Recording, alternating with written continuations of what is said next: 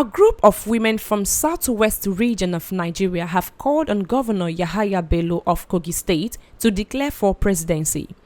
The women assured Governor Bello and others like him across Nigeria of their unflinching support.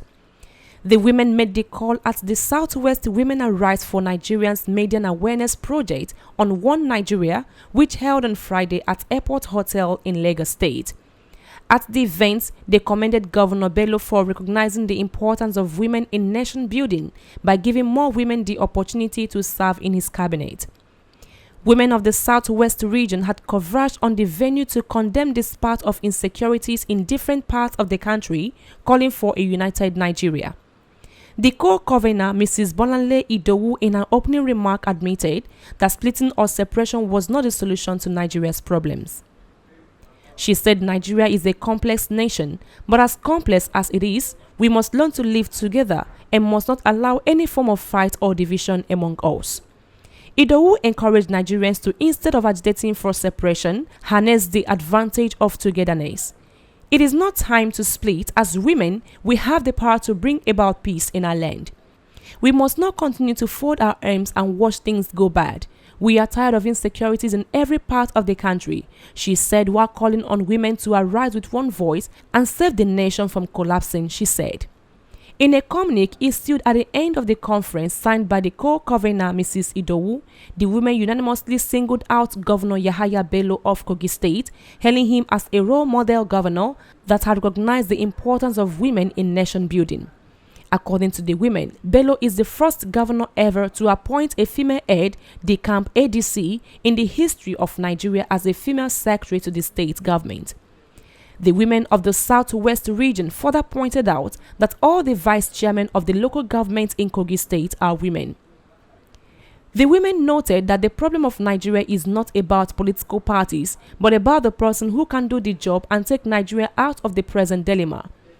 On agitations for separation and the drums of war sounding across the land, the women said it is clear that a lot of people are aggrieved owing to the myriad of challenges, especially in insecurity-related bedeviling the nation. The group of women admitted that Nigeria is today what we face with a war situation, while thousands of lives have been lost to needless and inhuman acts of bandits every day. The women appealed to the female folks to prevail on their husbands and children to tow the path of peace and not allow agents of destruction to use them to cause greater destruction. Personally speaking, I've gone after somebody. He's in governance. I've gone after him. And I see that person has given women more, how do you call it? Yes, more opportunities. Thank you, ma'am. Giving women more opportunities. He has put them in the history of Nigeria. He is the first person that made a woman his ADC. Yeah, in this Nigeria. Do we know what I'm talking about? Okay, fine. In his local government, there has been peace there. Absolute peace in this same turbulent Nigeria. In his states, we have women all over the local government as deputy chairman. Yes, in this country. I've gone to research about it. And personally speaking, somebody like that who is encouraging women, who is putting women on board, who knows that women can do it. I think that's that person we should look at that person and give him a trial. Give him that support, give him the push. Am I right? Others are failing.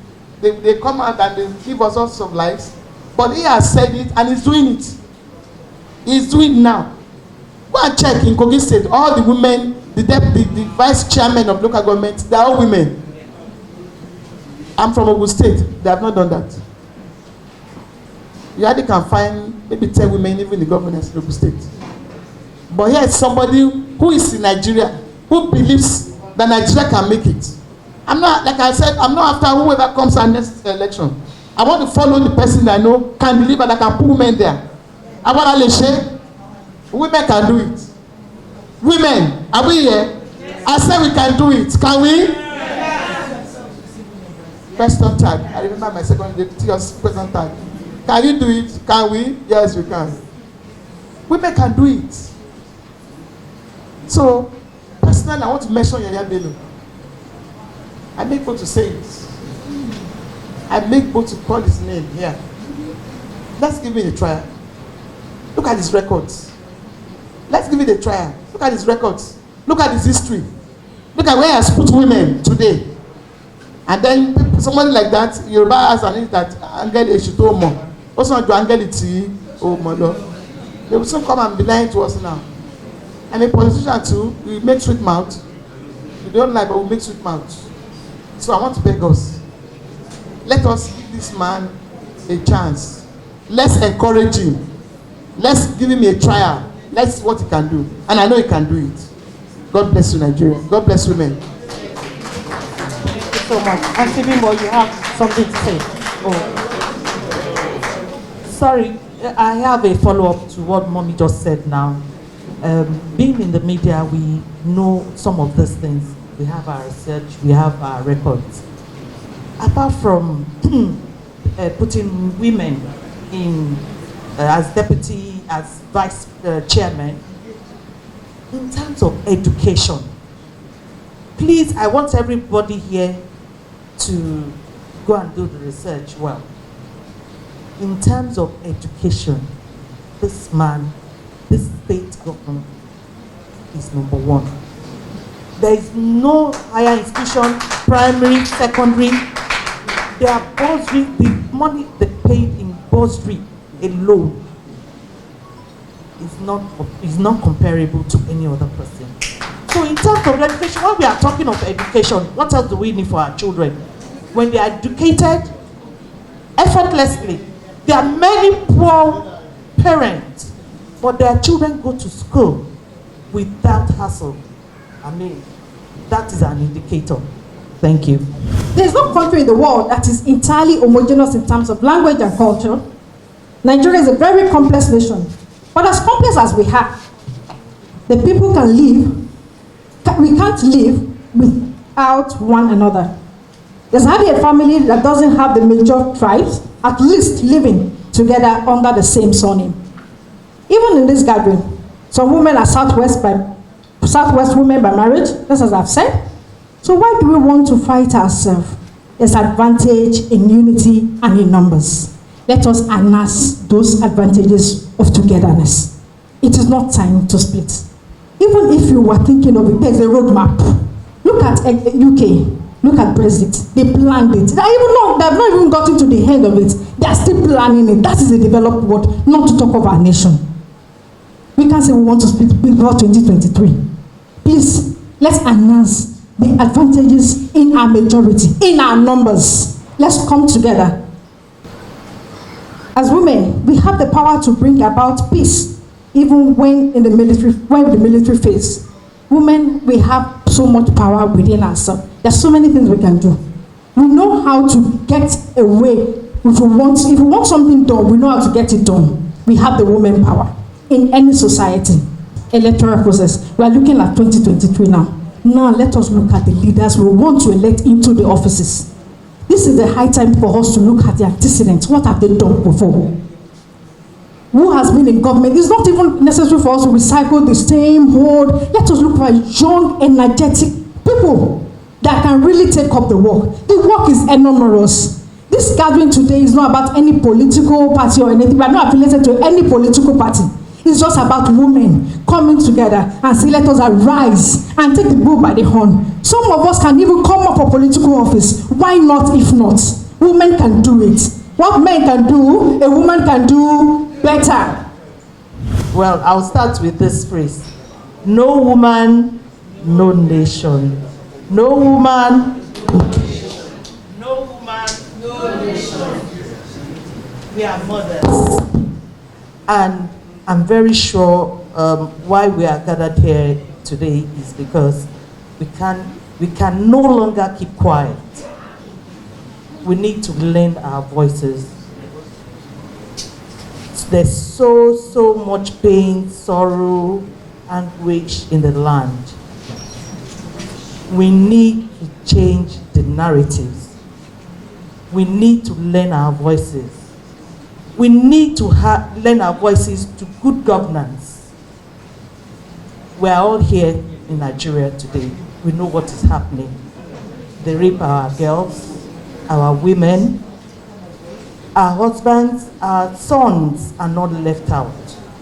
They all came out from our body. So we need to also cry. Yes, we are crying to God. And God is answering, or else Nigeria won't be here today. Yeah, that much I know. Be that as it may. One or two people said it's not about, it's not about political parties. But we also need to set the pace for the next governance in Nigeria.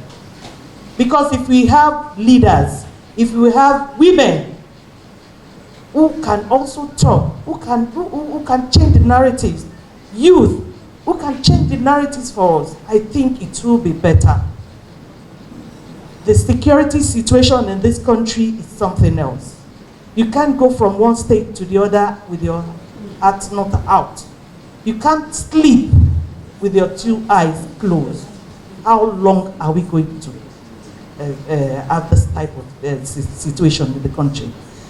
So for me, this gathering, we should, at the end of the day, bring out a communique to tell the government, this is what we want.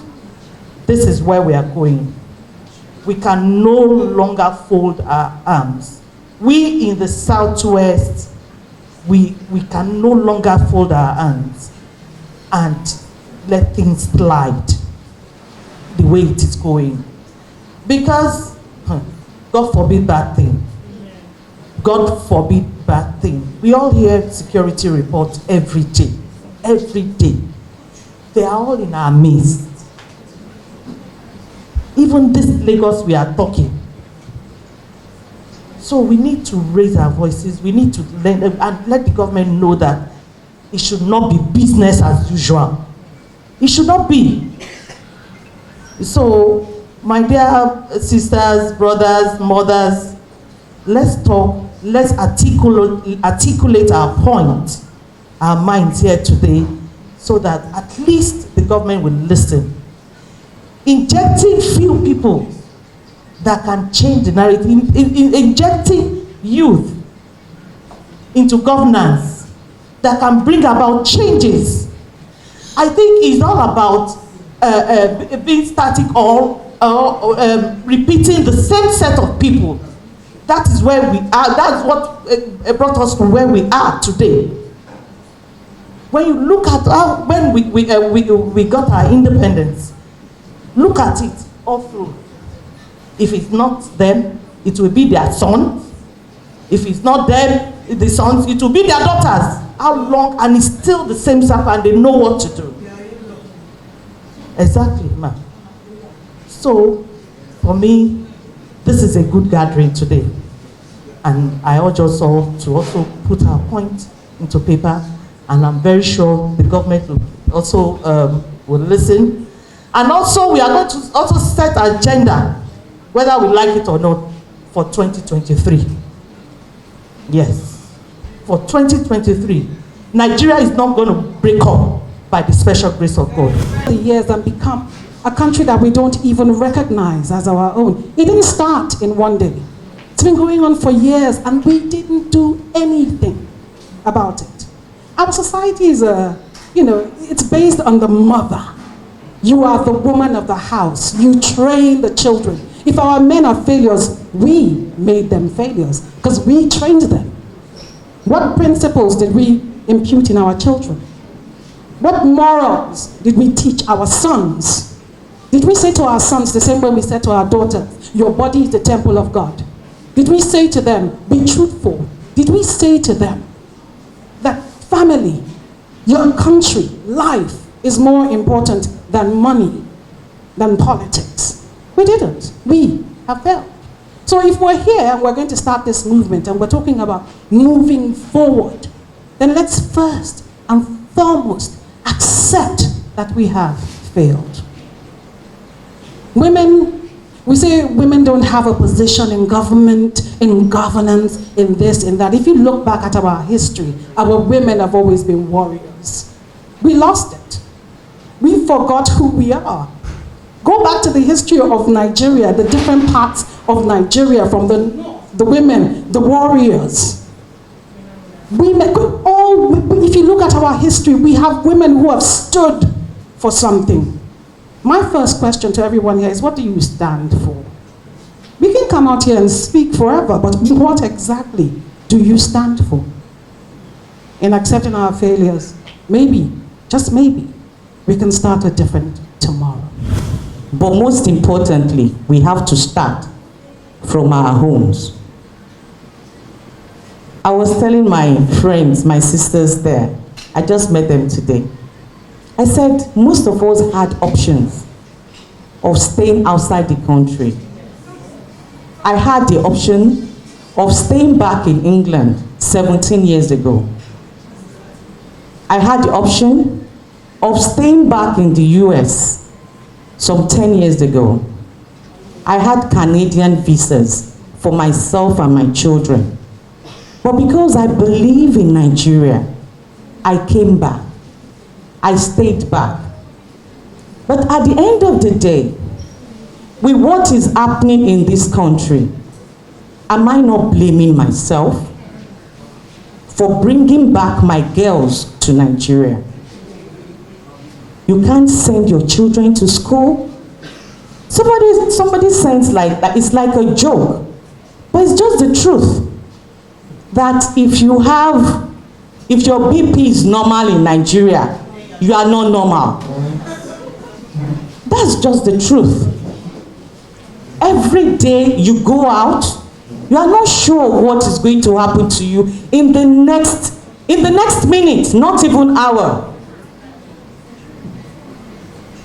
I was telling them that my husband told me, "Kí ló fẹ́ padà lọ ṣe in Nigeria?" I said, I believe in Nigeria. He stayed back, not by choice, but some things happened. This kidnapping and banditry, my husband was the victim. We lost everything. Please, I don't want to talk, but let's continue to pray for Nigeria. Into the world with our womb, everyone that is on health.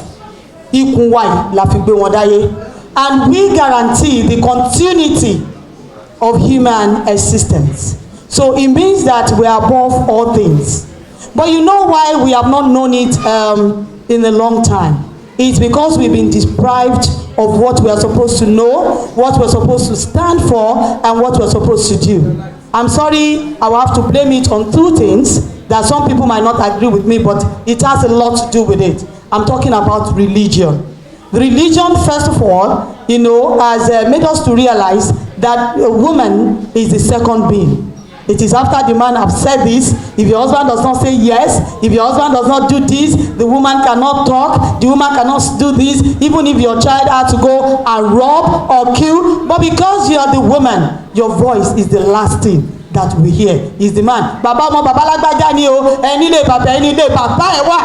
You understand? That is how religion has made us, subdue us seriously to respecting our husband, to the extent that even when we see some things, sometimes we just keep quiet because fẹ́ fi lé ọkọ wa sílẹ̀. Èkejì, tradition. Ìgbà tá ń lọ sílé ọkọ táwọn ìyá wa sọ fún wa wípé tẹ́ bá ti délé ọkọ ńṣe la máa ń kúnlẹ̀ ẹsẹ̀ méjèèjì o, ntọ́kọ ẹ bá ti sọ ló máa gbọ́ o, ntọ́kọ ẹ bá lọ báyìí ló máa lọ o, ntọ́kọ ẹ bá ní báyìí ló máa ṣe o.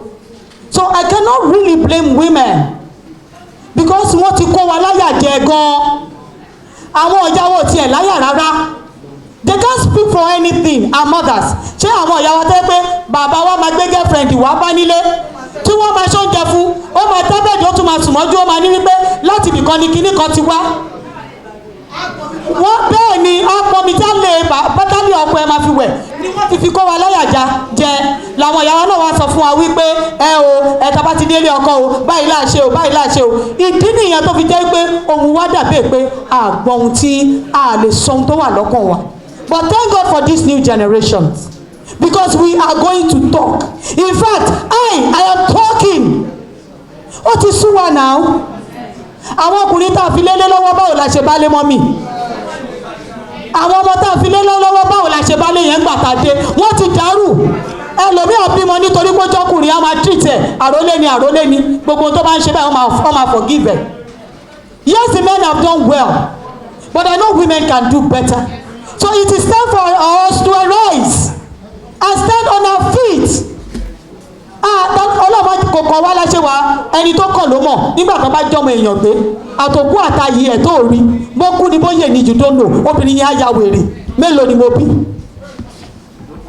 So it is about time that women we have to stand on our feet. Àdúrà mi ò sọ pé ká má gbàdúrà, àdúrà nìkan kọ́ lè ṣe, tá a bá ń gbàdúrà tún máa jagun, ẹ má jẹ́ ká sọ̀rọ̀ àwa di fọlọ́ọ̀ṣọ́.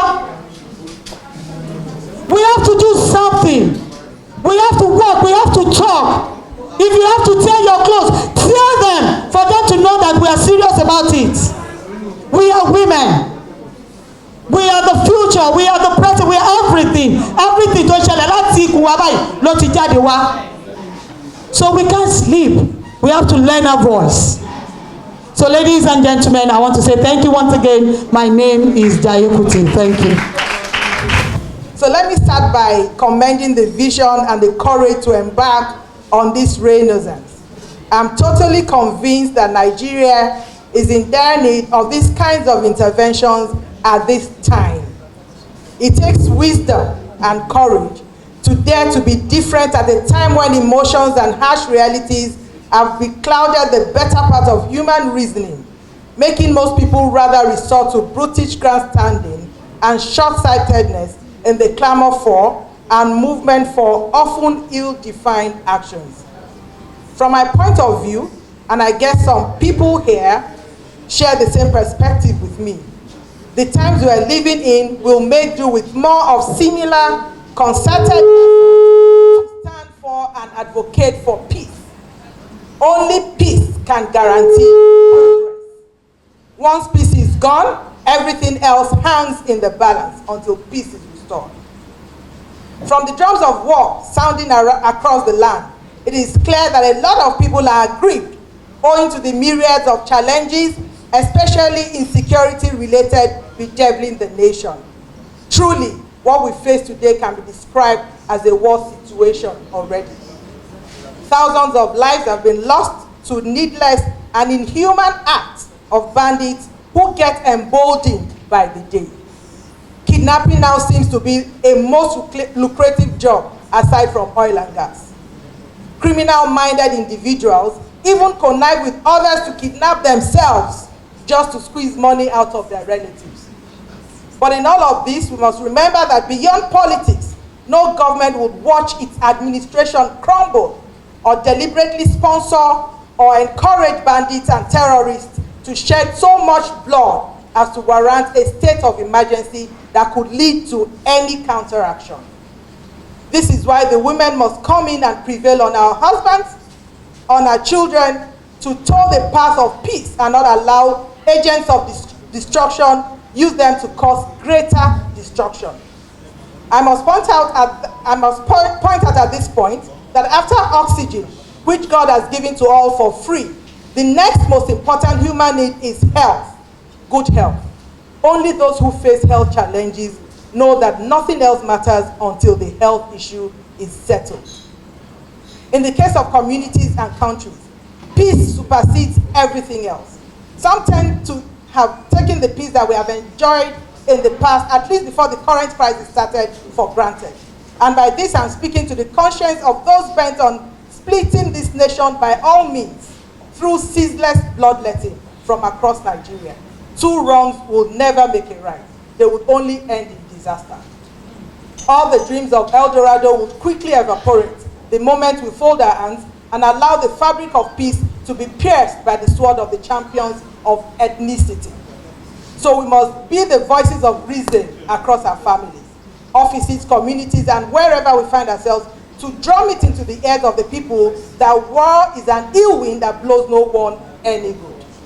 It is my sincere desire that this quest must be sustained and that it yields the desired fruits across the land. On sustenance, I think we should tell ourselves the truth. The drums of war are beaten everywhere, fueled by ethnic sentiments. But you have to ask, do these ethnic lines really exist? Whatever response you may give at the end of the day, being a case of perception, being stronger than reality.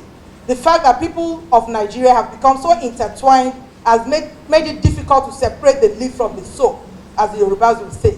Strong strings of nature that have entwined the ethnic nationalities together in Nigeria include socialization, marriages, businesses, politics, and internal migration.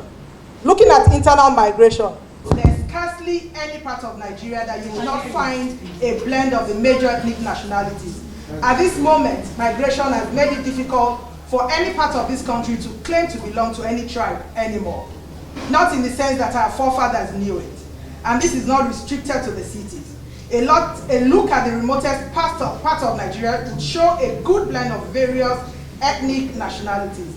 Among us today, though we have come together as Southwest women, are people married to tribes other than Yoruba. Others are fathered or mothered by other tribes. For instance, the Deputy Editor-in-Chief, I'm not sure she's here yet. She's here. Of the News Agency of Nigeria, Mrs. Ifeyiwa Omowale, is here present. And significantly, this scenario applies to many others. Ifeyiwa is Southeast. Omowale is Southwest. So, the chairman of the point also, for instance, Ambassador Abdulkadir Musa, is a Fulani man who is married to women from the south and not a single one from his part of Nigeria. So are we going to wage war against our own families? Let us think twice and whip our men, our children to line.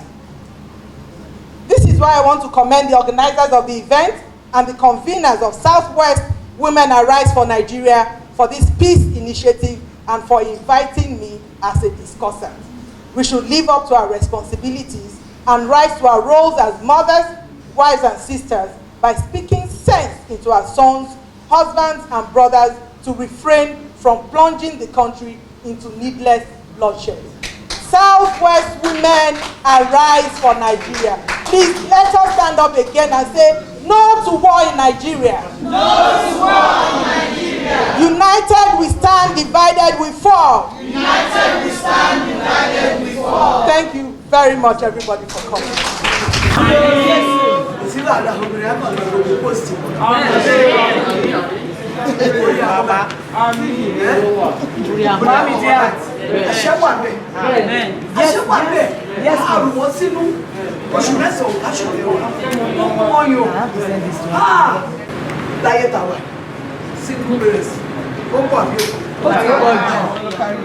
Máàlì yẹn dẹ̀ wà láyé ó rìn ní ìyàkiri tí ò ṣe gbogbo. Kò sẹ́yìn tó bọ̀ sáà kò sẹ́yìn tó bọ̀ òkú àyà ẹ̀ lórí tó ṣe kà.